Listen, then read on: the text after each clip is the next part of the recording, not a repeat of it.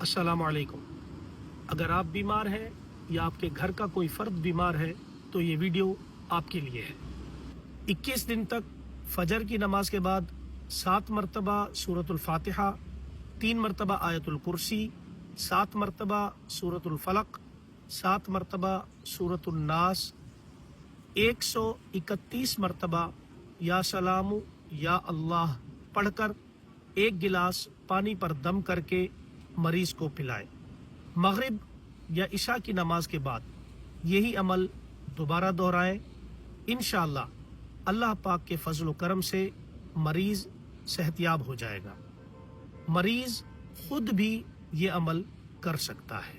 इस वीडियो को सदका जारिया की नीयत से बीमार अफराद तक पहुँचाएँ ताकि बफज़ल इलाही बीमार अफराद को सेहतयाबी हासिल हो। जज़ाकल्लाह वस्सलाम।